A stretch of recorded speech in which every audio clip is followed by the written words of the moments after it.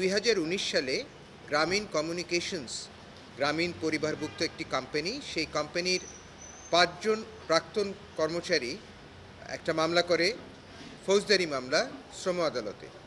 তাদের অভিযোগ ছিল যে তাদেরকে একটা প্রস্তাবিত ট্রেড ইউনিয়নের অফিস বেয়ারার হওয়ার কারণে চাকরিচ্যুত করা হয়েছে, যেটা শ্রম আইনের আওতায় দণ্ডনীয় অপরাধ। এই মামলায় ওনারা প্রফেসর ইউনুস সহ গ্রামীণ কমিউনিকেশনসের অন্যান্য কর্মকর্তাদেরকে আসামি করেন। এই মামলার বিরুদ্ধে 2020 সালে আমরা একটা কোয়াশমেন্ট পিটিশন করি হাইকোর্ট বিভাগে। গত 24শে অক্টোবর হাইকোর্ট বিভাগের একটি ডিভিশন বেঞ্চ এই মামলাগুলো শুনানি অন্তে কোয়াশ করে দিয়েছে, অর্থাৎ সেই মামলাগুলো খারিজ করে দিয়েছে, সেই মামলাগুলো এখন বাতিল। এই মামলায় আমাদের বক্তব্য ছিল, এক, যেই প্রস্তাবিত ট্রেড ইউনিয়নের কথা বলা হচ্ছে, প্রকৃতপক্ষে সেই প্রস্তাবিত ট্রেড ইউনিয়নের আবেদনপত্র শ্রম অধিদপ্তর কর্তৃক প্রত্যাখ্যিত হয়। এছাড়াও ওনারা যেই অভিযোগ করছেন যে ওনারা চাকরি থেকে ওনাদেরকে বরখাস্ত করা হয়, এটাও ঠিক না। ওনারা আসলে চুক্তিভিত্তিক কর্মচারী ছিলেন। সেই চুক্তির মেয়াদ শেষ হয়ে যাওয়ার পরে সেই চুক্তি আর বর্ধিত করা হয়নি। আর তৃতীয় যে চুক্তি আমাদের পক্ষে ছিল, সেটা হচ্ছে যে এই ধরনের মামলা শুধুমাত্র শ্রম অধিদপ্তর করতে পারেন, তাদের নালিশের ভিত্তিতে। তারা শ্রম অধিদপ্তরে এই ধরনের কোনো নালিশ করেনি। তো যাই হোক, আমাদের শুনানিতে সন্তুষ্ট হয়ে হাইকোর্ট বিভাগ এই ফৌজদারি মামলাগুলো কোয়াশ করে দিয়েছে।